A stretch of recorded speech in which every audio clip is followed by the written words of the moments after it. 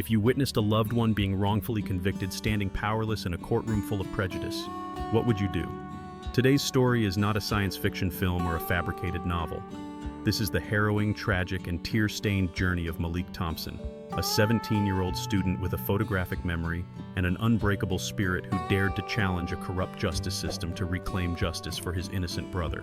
When the most powerful judge in the city laughed mockingly at a flawed verdict, when an entire jury turned its back on the truth simply because of the defendant's skin color, no one could have predicted that a teenage boy, wearing a worn-out suit, tattered shoes, and clutching a notebook filled with scribbled notes, would be the one to bring the entire empire crashing down. But to expose a manipulation network that had operated for decades, Malik didn't just have to learn to wield the law like a weapon. He had to pay with blood, with tears, and with the most painful loss of his life. Would his sharp mind be enough to tip the scales of justice? Would the truth still matter in a world where power is bought with blood? And most importantly, can a 17-year-old boy become the final ray of light when darkness has engulfed an entire city? Hold tight to your emotions, because this story will not let you sit still. This is not just Malik's journey, this is a wake-up call for all of us. Don't look away. Malik Thompson sat curled up in the back row of the courtroom, his fists clenched tightly on his knees, palms soaked in sweat. At just 17, he had never faced despair this overwhelming. At the stand stood his older brother, Deshaun Thompson, motionless like a shadow in the defendant's box, eyes dry yet holding back a storm that had been forced still. He had been accused of armed robbery at a gas station, and today was the sentencing. Judge Carter Hale, a tall white man with a face as cold as stone, looked down at Deshaun with a half smile. Though he wore the black robe of justice, his eyes were filled with disdain. The sentence for Deshaun Thompson is life imprisonment without the possibility of parole. The sound of the gavel struck like thunder, tearing through the courtroom. A few snickers rippled from the all-white jury box, heads shaking in condescension as if the label "guilty" had been stamped simply because of skin color. But what echoed most loudly in Malik's mind was Judge Hale's cruel, smug laughter. That laugh, arrogant, cold, like a blade slashing through dignity, would become a memory burned into his mind forever. As the courtroom cleared, Malik remained seated. No one knew that the thin teenager in the old suit borrowed from a thrift store had spent the past 3 years silently devouring every law book in the public library. While kids his age were busy with football, TikTok, or teenage parties, Malik chose to study law not because he dreamed of being a lawyer, but because he'd sensed early on that in this city, black people had to learn how to defend themselves in the language of the very system that oppressed them. That day, as the crowd thinned, Malik walked out of the courtroom as if carrying a mountain on his back. He didn't cry. He simply returned home to a bedroom he once shared with Deshaun, now cold and empty. The suit he wore to court hung on a rusted nail on the wall, still wrinkled. On his desk sat a stack of thick law books, next to a folder he had secretly copied from the defense attorney's office. That night, Malik didn't sleep. Under the dim light of an old desk lamp, he turned page after page of the case file reports, witness statements, crime scene records. Everything seemed legitimate until one detail caught his eye. The reported time of the crime was 9:28 p.m. But on Deshaun's phone, there was a selfie taken at a barbershop at 9:32, nearly 5 kilometers from the scene. There was no way Deshaun could have committed the robbery and made it back in 4 minutes. Malik's heart raced. He flipped to the sentencing report. There was no mention of the timestamp. The defense attorney hadn't brought it up, hadn't argued it, hadn't presented an alibi. Deshaun had been abandoned in a courtroom that didn't care to listen, crushed beneath the silence of a system that never intended to hear the truth. Malik's eyes lit up in the night. He knew he didn't have a degree, a title, or any real power. But he had something the court hadn't counted on: a photographic memory, an unshakable belief in justice, and a fire blazing in the heart of a 17-year-old who had just watched the system grind his brother into dust. He opened the laptop he'd borrowed from their neighbor, Miss Lena, and began typing the first lines of an appeal. The keyboard clacked like the drums of battle for a war he would have to fight alone. But Malik knew, if he did nothing, that laugh would be the only thing left in his memory, and he could not allow that to happen.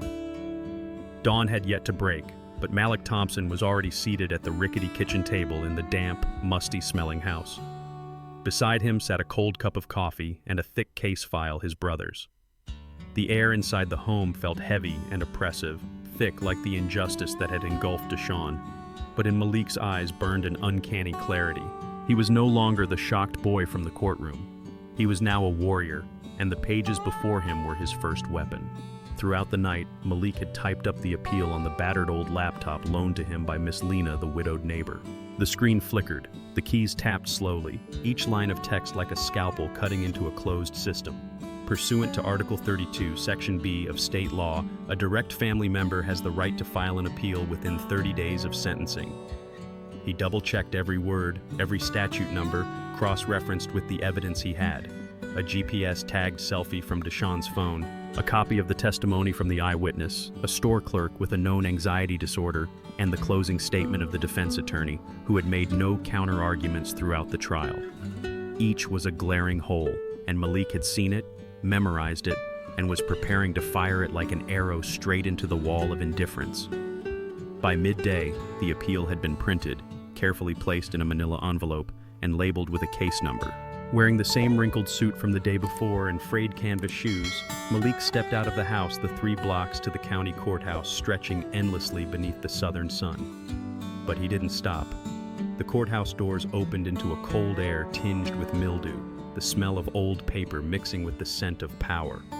Behind the intake desk sat a middle-aged white woman, her posture stiff as an old chair, a nameplate pinned to her blouse.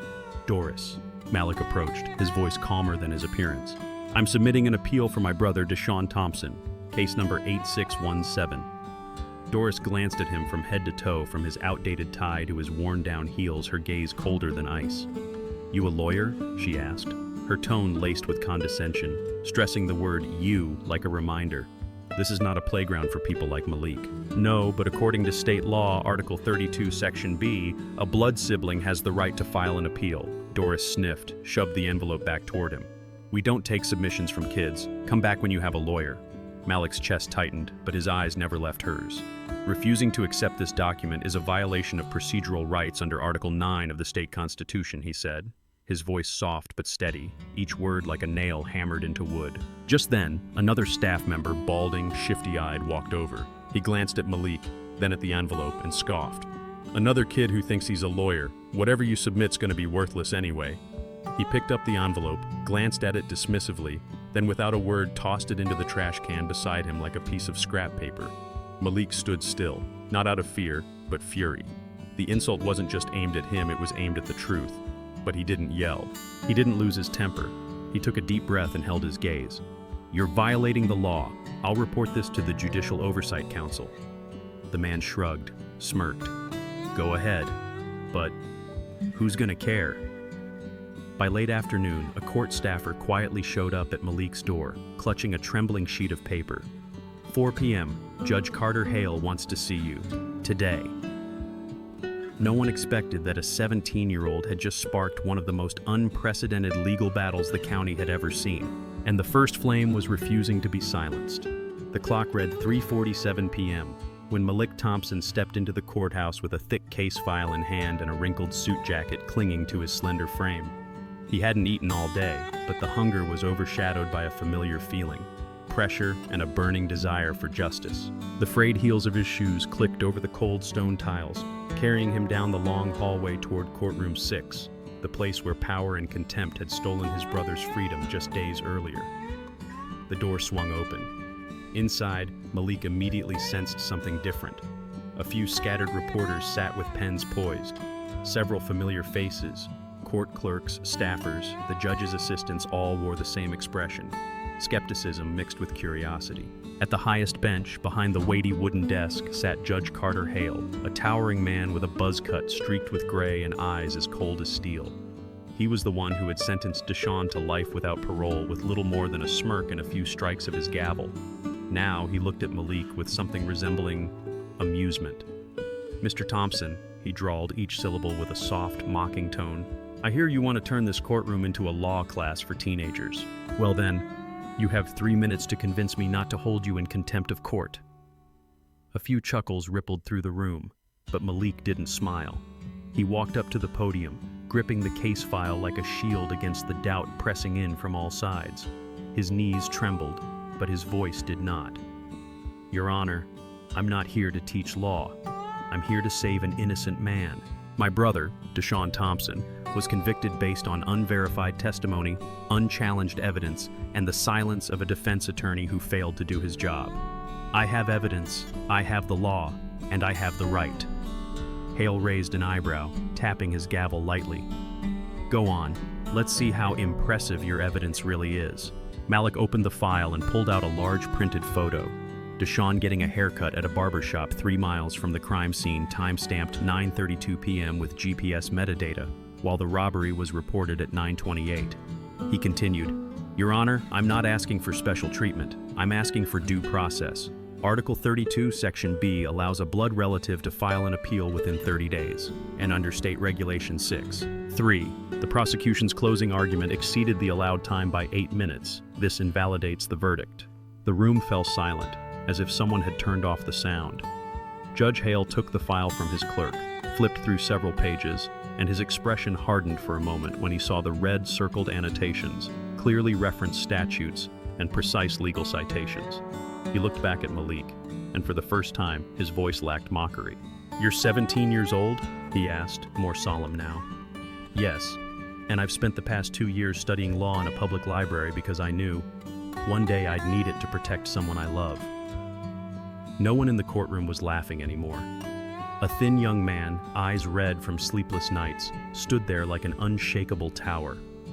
Judge Hale slowly set the file down, removed his glasses, and spoke quietly, as if wrestling with himself. Appeal granted. A retrial will be scheduled. But don't think you've won. He struck the gavel at sound echoing like thunder on a summer afternoon. Malik bowed his head, clutching the case file to his chest. He didn't smile. He simply nodded, because he knew this wasn't the end. It was only the beginning of a battle no one thought a 17-year-old would dare to fight. The courthouse doors closed behind him, and Malik Thompson stepped into the hallway with slow, heavy steps. In his hands was the thick file folder, now his first legal weapon in a 17-year-old's battle against a system that had never waited for justice on behalf of someone like him. Outside, the afternoon sun was so bright it made him squint. But Malik didn't see the light, he saw only a fractured reality. One where a powerful judge had just been forced into granting a retrial by a kid in a cheap suit. And then, like a silent roar, the backlash began. When Malik returned to his familiar neighborhood, where his mother sold fruit under the old tree by the sidewalk, he had no idea he had stirred a giant machine of power into motion. Judge Hale hadn't forgotten, and he would never let anyone humiliate him in court without consequence. Police arrived at the house at exactly 6 p.m. A patrol car rolled up quietly. 2 white officers stepped out, one tall and buzz-cut, the other shorter with a sunburned red neck. They weren't asking for directions. They weren't looking for anyone. They looked straight at Malik. You Malik Thompson? The buzz-cut officer asked, his hand casually resting on his baton. Yes, sir, Malik replied, eyes wide, heart pounding but voice steady. You're suspected of carrying contraband. We're going to search you. I don't have anything, Malik said, raising both hands. I just came back from court. If you want, you can... He didn't finish the sentence. The shorter officer had already stepped forward, shoving him hard against the patrol car, pressing his face against the scorching hot metal. Malik cried out, but his voice was drowned by the distant wail of traffic. His arms were twisted behind him, and a small plastic bag was slipped into his back pocket so fast, so clean, it could have been magic. Here it is, the taller officer shouted, like he'd just discovered treasure. Drugs! You're under arrest! Malik's eyes widened. He struggled instinctively. That's not mine. I don't know what that is. You planted it. Add resisting arrest to the list, the buzz-cut cop muttered before shoving Malik into the back seat. The car door slammed shut like a verdict passed without trial. The Southside precinct was a block of cold concrete, old and reeking of damp paper. Malik was dragged into a small, windowless room, hands cuffed, face swollen from a knee jab in the patrol car. A detective sat across from him, his face expressionless, his eyes dissecting every flicker of resistance. On the table sat the plastic bag, the fabricated evidence. You think you're smart, kid? He asked, voice rough. Humiliating someone like Judge Hale in open court? Malik didn't respond. He stared straight ahead, trying to hold back the trembling. Every part of him wanted to scream, to fight, to rage, but he knew rage only made them smile. You think the law is going to protect you? The detective sneered. The law is written by men like Hale. He stood, leaning in. Around here, we don't need justice. We just need you silent. Then he walked out, leaving Malik alone in the tight room, under a flickering yellow bulb, with dread creeping through every breath. But Malik didn't break. In his mind, every statute, every note on appeals procedures, every principle of civil rights replayed like a quiet symphony in the dark. And outside, where the lights hadn't gone out, someone was watching. Someone had seen him get pushed into the car. Someone might speak up. All he needed was a sliver of light, and Malik knew he would rise again. Malik Thompson sat curled up in the corner of the holding cell, his back pressed against a damp, cold wall. His hands were still cuffed tightly to an old iron bar. Each movement tore the skin around his wrists a little more. The dried blood clinging to his skin was a silent reminder. He wasn't just being detained, he was being tortured in silence. The flickering bulb hanging from the ceiling cast a dim, hazy light over his bruised face. He still didn't know what official charges had been brought against him. No lawyer, no questions, no explanations. He knew only one thing. This was punishment for daring to challenge Judge Leonard Hale. The iron door creaked open. A new officer, young, thin, with an uncertain posture, stepped in. There was something different in his eyes. No arrogance, no hostility, but something that almost looked like guilt. "Eat," the officer said, setting down a tray of cold food on the floor, then crouched in front of Malik. Malik didn't respond. He just stared, trying to guess who this man was and what he wanted. A minute passed in silence. Then the young officer lowered his head, voice quiet. I saw the video from yesterday. You were right, that courtroom wasn't fair." Malik frowned. "What did you say?" "You don't know me, but I know about you. I'm Malik James, rookie cop, not even a year in. I heard about your brother's trial. And yesterday, when you stood in court and called out Judge Hale's mistakes, I saw something we're all afraid to admit. Someone brave enough to speak the truth." Malik narrowed his eyes, wary but visibly intrigued. "Why are you here?" The officer pulled something from his jacket pocket and quickly placed it in Malik's palm. An old cell phone, screen cracked but still powered on. "One call, that's all. No one knows I gave you this. Use it wisely, and fast." Malik's hands trembled slightly as he gripped the phone. They were numb, but his mind remained razor sharp. Without hesitation, he dialed a familiar number, the number of Clara Monroe, a seasoned black attorney known for defending civil rights cases. She had once been close friends with Malik's mother, and had told him long ago, "If you ever need me, don't hesitate to call." The phone rang twice. "Hello?" Clara's voice rang out, strong and commanding. "Ms. Monroe, it's me, Malik. I've been arrested. They planted drugs on me. No lawyer. They beat me. They..." "Stop," she cut in. "Where are you?" "Precinct 7, South Side." She didn't ask anything else. No need for justification. "Stay on the line. I'm on my way." Malik ended the call, hope surging through his chest. But before he could hide the phone, the cell door flew open. It was the desk sergeant, the buzz-cut officer who had assaulted him the night before. "Mealtime's over, kid," he growled, kicking the food tray aside and stepping forward. But just then, a voice called out from behind. "What exactly are you planning to do?" Everyone turned. There stood Clara Monroe, gray dress, black coat, heels clicking softly, eyes sharp as ice, holding an emergency court order in her hand. "I'm legal counsel for Malik Thompson. I demand to see my client immediately and witness every procedure from this moment forward." The officer froze, stiff as stone. The young cop gave a subtle nod, almost like an exhale of relief. Someone had finally stepped into the fight with Malik. Minutes later, Malik's cuffs were removed, and he was escorted into the interrogation room this time, no longer alone. Sitting across from Clara, Malik for the first time saw it clearly. Light could break through, even in a room with no windows. The interrogation room at Precinct 7 was dead silent. Malik Thompson sat across from Ms. Clara Monroe, his arm temporarily bandaged after days of beatings. His eyes were tired but unyielding. Clara sat upright, pen in hand, her face betraying no emotion, only a controlled anger that felt colder than fury itself. "How many days have they been beating you?" she asked, her voice steady and low. 4 days, Malik answered quietly. "Morning and night. 2 officers. One named Crowley, the other, he has a scar on his cheek. I don't know his name." Clara took notes meticulously. No hollow sympathies, no wasted words, just action. And that was exactly what Malik needed. "Did you see anyone slip anything into your pocket the day you were arrested?" Malik nodded. "One of the 2. Right before they cuffed me, he bent down pretending to check something. When he stood up, suddenly there was a bag of weed in my jacket pocket. Clara didn't respond immediately. Instead, she pulled a small silver USB drive from her handbag and placed it in front of Malik.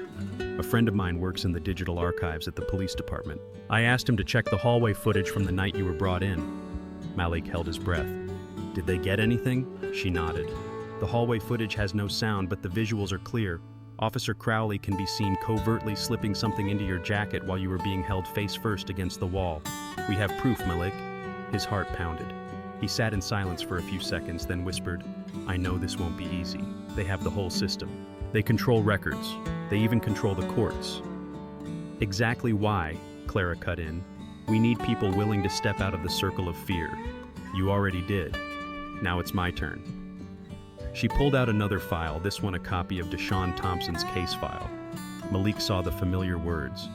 Charge, armed robbery. Sentence, life without parole. This, she said, is where the real fight begins. Malik opened the file. His eyes quickly scanned the lines and his chest tightened. Witness statement. There's only one, the gas station clerk, but the timeline he gave doesn't match. Exactly, Clara continued. According to GPS data from Deshaun's phone data, the public defender never used he was at a barbershop 3 miles away at the time of the robbery. There's a photo, geolocation data, and a statement from the shop owner. Malik froze. Why? Why didn't the previous lawyer present that? Because he never intended to fight, Clara said sharply. He was a court-appointed attorney, working directly under Judge Leonard Hale's office. The room grew heavy. Anger surged in Malik, but he didn't let it explode. Instead, he asked, what do we do now? Clara smiled faintly. We're going to refile the appeal for Deshaun this time with my signature, and I've already sent a copy of the arrest footage to 3 independent news outlets. The news? It's going to spread? You can count on it. Just then the door swung open. An officer entered, face cold as stone. But this time he was accompanied by a man in a suit. Attorney Monroe? The man asked. I'm an inspector from the Internal Affairs Office. We received the footage you submitted, and yes, we can confirm this is a serious civil rights violation. Clara merely nodded. I want my client released immediately. The inspector turned to the officer and gave a silent nod. 10 minutes later, Malik walked out of the holding cell still trembling, still bruised, but for the first time in days, breathing the air of freedom. Outside, the fading afternoon light washed over his face. This wasn't the end. It was only the beginning. Because now, they had evidence. And he had Clara Monroe, a fearless ally who would never bow.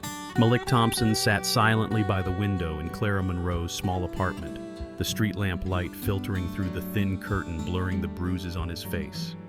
Outside, the city buzzed with its usual noise, oblivious to the fact that a 17-year-old boy had just escaped the tightening grip of a corrupt justice system. But Malik knew, and now he carried a responsibility heavier than the wounds on his skin, to prove his brother's innocence and bring light to where power had hidden darkness. Clara walked in, holding a cup of hot tea and a laptop.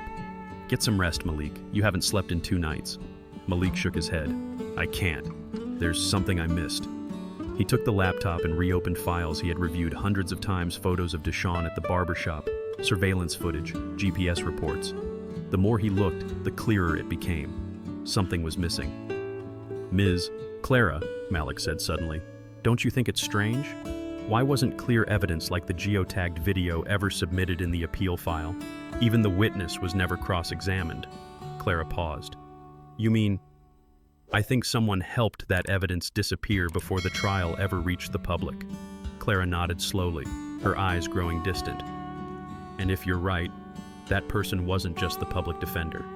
Malik reopened an audio file. A faint voice played a voicemail from an unknown caller that had been sent to Clara's phone the day before. Be careful, Monroe. Someone's been paid to make sure Deshaun never leaves prison. And if you keep digging, Malik's next. A threat, plain and chilling. But for Clara Monroe, it was also a lead. I think we need to go further, Malik said, his voice steady. Not just after Carter Hale, but everyone involved. I need to see internal emails, data no one's paying attention to. Clara smiled. You need a hacker. Malik nodded. And luckily, I know one from my old school. He's good at this stuff. That night, in a rundown internet cafe on the city's east side, Malik met with Rico Lee, a wiry kid with thick glasses and a brain that worked like a living server. "You want me to go up against the state court system?" Rico raised an eyebrow.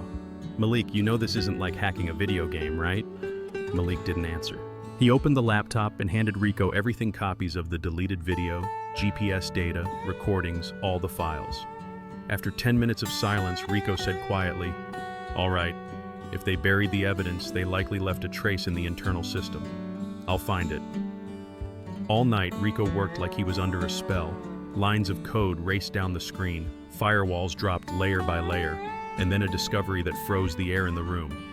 "Malik," Rico whispered, "I found a hidden folder. Codename, Project Gavel." Malik held his breath.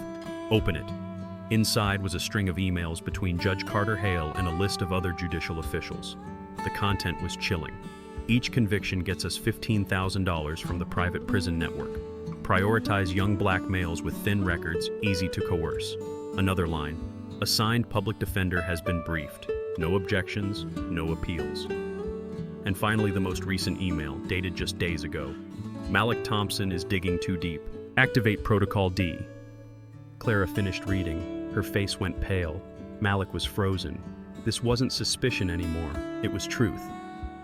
"Well then," Clara said, placing a steady hand on Malik's shoulder, "we're not just appealing to Sean's case anymore. We're going to expose this entire machine." Malik looked at her. In the dim streetlight, he could still see the fire in her eyes, and it mirrored the resolve burning in his own heart. "And this time," Malik said softly, "they won't be able to erase the truth." The steady drizzle fell over the city as if the sky itself was mourning the truth buried for years. In Clara's small apartment, the light from the laptop screen still flickered in the night like the last flame that refused to go out. Malik Thompson sat silently next to Rico, his eyes red from sleepless nights, but his gaze razor sharp. The emails in Project Gavel weren't just evidence, they were the smoking gun. They didn't just implicate Carter Hale, they exposed a rotten system operating like a ravenous machine, and he and his brother were merely two among hundreds of nameless victims. "We can't let these files die in a hard drive," Malik said, his voice hoarse. "They have to go public now, before they're erased again." Clara gently placed a hand on his shoulder. "But if you go public now, Carter Hale will retaliate. He still controls the courts. You need timing." Malik nodded, eyes still glued to the screen. "I know, but if we wait, there might be no one left to save." The next morning, Malik left Clara's home in a heavy coat, collar turned up to shield most of his face. He arrived at a cafe with the strongest Wi-Fi in the area, where Rico was already waiting with a signal routing system through the underground network. "We'll disseminate the files through a whistleblower platform. Untraceable," Rico said, fingers flying across the keyboard. "But for impact, I think we need video your voice, with the evidence." Malik hesitated. His face still bore bruises from the police beating, and the scar on his left cheek marked the place where silence had been torn open. But then, he nodded. "Roll it." Before the blurred webcam lens, Malik looked directly into the screen. His voice was steady but resolute. "My name is Malik Thompson. I'm 17 years old. My brother Deshaun was wrongfully convicted. And I have proof that Judge Carter Hale not only orchestrated that case but heads a covert system that sells convictions for profit to private prisons. This is the truth. And if you're watching this, I'm still alive to say it." The video was uploaded along with all decrypted data from Project Gavel. Within hours, social media exploded. Hashtags like #Justice for Deshaun and Expose Project Gavel covered every platform. Independent journalists, civil rights lawyers, law students, everyday citizens. Everyone seemed to wake from a long slumber, their eyes now locked on Carter Hale and the system he represented. At the state courthouse, Carter Hale was having breakfast in his office when a young aide burst in, an iPad in hand. "Sir, you need to see this." Malik's video was live. Comments streamed by the thousands. Carter Hale's name was tagged in every piece of evidence. It was no longer an accusation, it was a public indictment. Hale clenched his porcelain cup. Who let that brat live this long? We issued the warning, but it seems he's not afraid." Hale's face flushed purple. He stood so suddenly that his chair crashed backward. "Activate contingency protocol, and this time, I want it finished." That evening, when Malik returned to Clara's apartment, his face was calm, but inside, a storm was brewing. The news was calling the leak a political bombshell, with protests erupting outside the courthouse. But Malik knew, truth wasn't always enough to change everything. People like Carter Hale never played just one hand. And then, in the middle of the night, Clara's apartment was breached, glass shattered. A shadow burst in. Malik jolted awake, sprinted from the living room just in time to see a masked figure wielding a metal rod charging toward him. In Malik's hands was only the laptop, but he didn't step back. Not this time. A crash rang out, and darkness swallowed everything once more. Malik Thompson opened his eyes in utter darkness, his head pounding like a war drum. The metallic stench of blood mixed with dust and plaster made him nauseous. His limbs were bound tightly with plastic zip ties, his back pressed against a cold concrete pillar. No laptop, no light, no Clara. He tried to scream, but his mouth had been sealed with duct tape. A flashlight beamed directly into his eyes, forcing him to squint. "Awake now, little lawyer?" A dry, gravelly voice echoed, and he recognized the man who had broken into Clara's house the night before. The stranger ripped the tape from his mouth with a swift, practiced motion, like someone used to interrogation. "You know why you're here?" Malik swallowed hard. "Because Carter Hale is scared." The man scoffed. "Scared? No, kid. Carter Hale isn't scared of anything. But he hates punk kids with baby teeth digging up the filth beneath the feet of gods." Malik drew a deep breath. Real gods don't need to hide sentencing rackets. They don't kill to silence. They don't burn homes. The man paused, his gaze as sharp as a blade. But before he could respond, a metallic knock echoed 3 short taps, too long. A signal. He opened the underground hatch as cold white light spilled from above. A middle-aged man appeared wearing an expensive shirt, striped tie, unfamiliar face, but his eyes sent chills down Malik's spine. "You're a smart boy," the man said, voice soft but barbed, "just like your father was when he was young." Malik froze. "Who are you?" "Malcolm Thompson," the man replied, taking a seat across from him. "Your uncle." The blood in Malik's veins turned to ice. That name, Uncle Malcolm, was a ghost in whispered family stories. The brilliant older brother who'd vanished decades ago. No one knew where he went or what he became. Now Malik knew. "You're the one backing Carter Hale?" Malcolm nodded. "Not wrong. And now it's all unraveling. Because of a 17-year-old with a head full of laws and a heart full of delusions." "It's not delusion," Malik whispered. "It's truth. And people know now." "They know?" Malcolm laughed and pulled a USB from his pocket. "You made your password too easy. This now belongs to us. And with one click, all that data will be gone like it never existed." Malik's chest tightened. Rico. He had given Rico a copy. Rico alone had the master encryption key. "I'm not the only one with a copy," Malik said, strangely calm. "You can erase this, but you can't stop the wave that's already rising." Malcolm didn't reply. He stood and nodded to the thug, who pulled out a knife. "You may be smart, Malik," he said, "but smarts don't always save you like your life." Just as the blade rose, a deafening crash exploded from above. Glass shattered, screams, then footsteps storming down the stairs. A small but determined figure emerged through the smoke. Rico, taser in hand, face a blend of panic and resolve. "Don't touch him!" Malcolm spun, caught off guard. Rico didn't hesitate. He fired. The thug dropped with a groan. Malik struggled as Rico lunged forward and sliced through the zip ties. "We've got to go!" Rico shouted. "I just uploaded the full original Project Gavel to the Independent Press League servers. The news is exploding." Malik staggered to his feet, blood trickling from his temple. He looked back one last time at Malcolm, his uncle, now a monster. "The game's over." Malcolm only smiled, but the control in his eyes was gone. Malik and Rico ran into the night, sirens wailing in the distance. Malik Thompson and Rico dashed through rain-soaked alleys, their breath heaving in sync with the howling sirens that closed in from every direction. Behind them, the house where Malcolm had hidden was now engulfed in flashing red lights, like the night itself had finally decided to unveil the sins buried for far too long. They didn't speak a word on the way back. Only when they had hidden in a rented room above a shuttered laundromat did Malik collapse onto the cold wooden floor, his back against the wall, eyes still fixed on his phone screen. Everything was unfolding just as Rico said it would. The original recordings and the full Project Gavel files had spread across the internet. Major news outlets ran headlines. Judicial Crime Network exposed, high-level officials named. Malik stared at a photo of himself in handcuffs at the courtroom. Beneath the caption, 17-year-old student unmasks corrupt justice empire. But he didn't smile, didn't celebrate. Not 1 second of this journey had ever felt like victory. "Deshawn's still not back," Malik whispered. "I promised I'd bring him home, but all I brought back was a framed photo." Rico placed a hand on his shoulder. "You brought back the truth. That's what Deshawn believed you would do." Malik nodded slowly. Inside him, the pain never faded, but another fire had ignited, clearer than ever: responsibility. That afternoon, the nation erupted. Live broadcasts showed federal agents storming the courthouse. The arrest warrant for Carter Hale was read aloud in front of dozens of cameras. Carter Hale's once dominant face now appeared blank. No smug laughter, no power in his eyes. He was dragged away amid cheers, jeers, and a storm of protest banners. Hours later, the media reported that Malik Thompson had been arrested while attempting to flee the country by private helicopter. Financial records, emails, and his own recorded conversations provided irrefutable evidence. No longer a ghost of power, Malcolm was now just another name in a federal investigation file. But Malik didn't appear at any press conference.